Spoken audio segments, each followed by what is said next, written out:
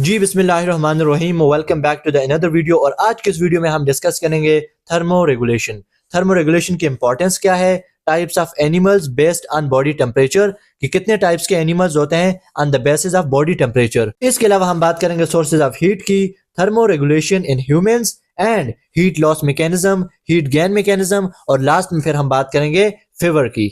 So let's start it from the definition of thermo regulation, कि thermo regulation कहते किसे हैं।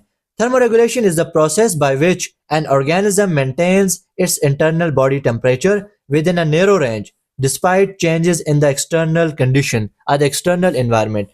Dear fellows, thermoregulation एक ऐसा प्रोसेस है जिसमें लिविंग ऑर्गेनिज्म अपनी बॉडी का इंटरनल टेम्परेचर, जो हायर ऑर्गेनिज्म है वो अपनी बॉडी का इंटरनल टेम्परेचर को मेंटेन करके रखते हैं with in narrow range, constant करके रखते हैं। जैसे हम अपनी बॉडी का टेम्परेचर 37 पे मेंटेन करके रखते हैं, जो एक्सटर्नल कंडीशन है चाहे वो जैसी भी क्यों ना हो, क्योंकि एक्सटर्नल एनवायरनमेंट में जो टेम्परेचर है वो वेरिएबल होता है, वो चेंज होता रहता है, लेकिन बॉडी का इंटरनल टेम्परेचर हमेशा कांस्टेंट किया जाता है और ये सर्वाइवल के लिए बहुत ज्यादा जरूरी होता है। अब इसकी इंपॉर्टेंस की बात करते हैं तो आप जानते हैं कि जो एंजाइम है वो एक स्पेसिफिक टेम्परेचर के ऊपर काम करते हैं। अगर बॉडी का टेम्परेचर हाई हो जाएगा तो एंजाइम डी नेचर हो सकते हैं, बॉडी का टेम्परेचर लो होगा तो एज अ रिजल्ट जो एंजाइमेटिक एक्टिविटीज हैं वो स्लो डाउन हो जाएंगी। और जब एक्सट्रीम टेम्परेचर होगा, या तो बहुत ज्यादा हाई होगा या बहुत ज्यादा लो होगा, तो एज अ रिजल्ट फिर जो हमारे सेल हैं वो डैमेज भी हो सकते हैं और डेथ भी हो सकती है। In human the normal body temperature is 37 degree centigrade. So इसको 37 के ऊपर ही कांस्टेंट करके रखा जाता है, मेंटेन किया जाता है। अब बात करते हैं types of animals based on body temperature. So हमारे पास दो तरह के एनिमल्स हैं। एक वो एनिमल्स जो अपने इंटरनल एनवायरनमेंट के टेम्परेचर को कांस्टेंट नहीं रखते, उनका इंटरनल टेम्परेचर जो एक्सटर्नल कंडीशंस हैं उनके ऊपर डिपेंड करता है। जैसे टेम्परेचर आउटर एनवायरनमेंट में होगा वैसा ही टेम्परेचर उनके इंटरनल एनवायरनमेंट में भी होगा। सो ऐसे एनिमल्स को हम नाम देते हैं पेक्यूलियोथर्म्स का, जिनके अंदर इनवर्टिब्रेट्स आ जाते हैं, फिशेज हैं, एम्फीबियंस एंड रेप्टाइल्स आ जाते हैं।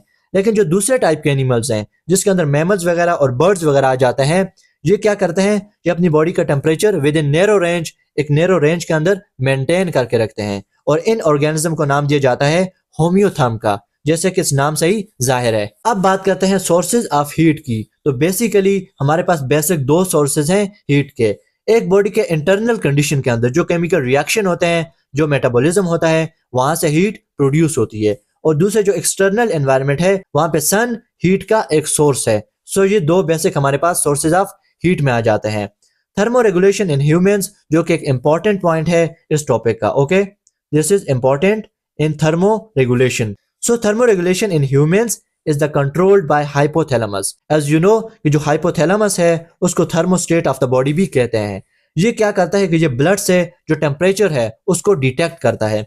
इसके अलावा हमारे जो थर्मो रिसेप्टर हैं स्किन के ऊपर, वो भी क्या करते हैं, जो एक्सटर्नल कंडीशन है उससे रिलेटेड जितने भी सिग्नल्स हैं वो हाइपोथैलेमस को देते हैं। और फिर hypothalamus compares actual temperature with the normal set point. अगर एक्सटर्नल कंडीशन का जो टेम्परेचर है वो 40 डिग्री सेल्सियस है, ओके 40 डिग्री सेल्सियस, तो थर्मो रिसेप्टर क्या करते हैं, इस मैसेज को हाइपोथैलेमस तक लेके आते हैं, हाइपोथैलेमस तक लेके आते हैं। तो हाइपोथैलेमस कंपेयर्स एक्चुअल टेम्परेचर, ये जो एक्चुअल टेम्परेचर है इसको कंपेयर करेगा जो बॉडी का सेट पॉइंट है 37 इसके साथ, और यहाँ पे 40 ज्यादा है तो एज अ रिजल्ट जिसको दोबारा से 37 डिग्री सेंटीग्रेड पर मेंटेन कर लेगा, इसको 37 डिग्री सेंटीग्रेड पर लेके आएगा। अब बात करते हैं हीट लॉस मैकेनिज्म, कि कैसे बॉडी से किन मैकेनिज्म के जरिए हीट लॉस होती है। The first point is vasodilation. Vasodilation में क्या होता है डियर लिसनर्स, कि जो ब्लड वेसल्स हैं वो डायलेट हो जाती हैं, उनका जो डायमीटर है वो ज्यादा हो जाता है।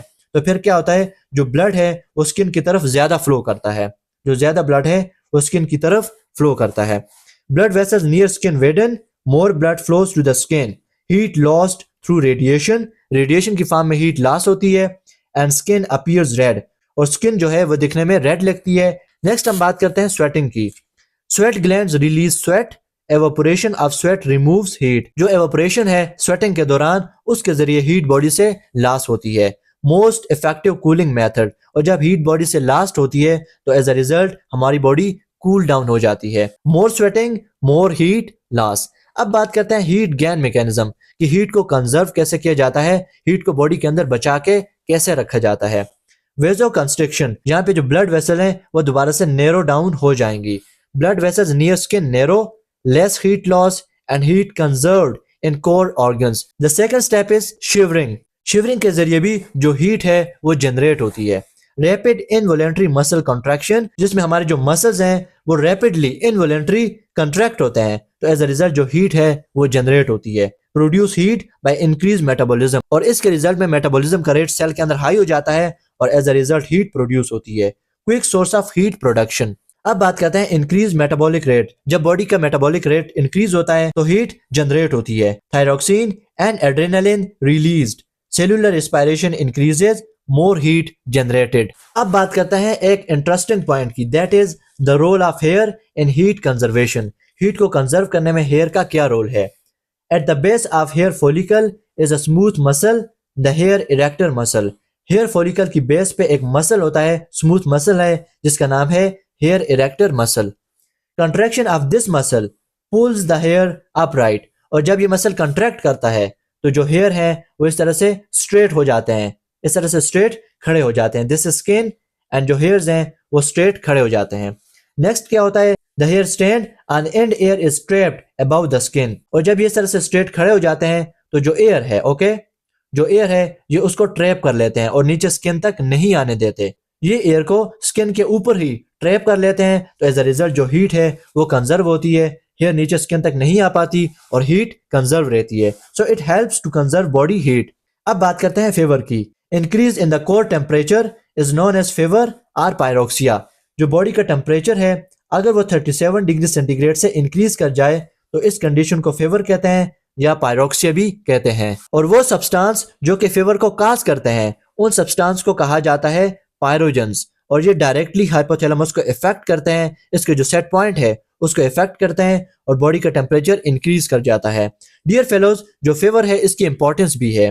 The राइज्ड body temperature stimulates the defence responses of the body and helps the destruction of the pathogens. जब बॉडी का टेम्परेचर हाई होगा, बॉडी के अंदर जो पैथोजेंस हैं उनकी डिस्ट्रक्शन होगी, वो भी खत्म हो जाएंगे. सो डियर लिसनर, ये था हमारे पास आज का टॉपिक जिसमें हमने डिस्कस किया थर्मो रेगुलेशन. नेक्स्ट वीडियो तक के लिए इजाजत दीजिए.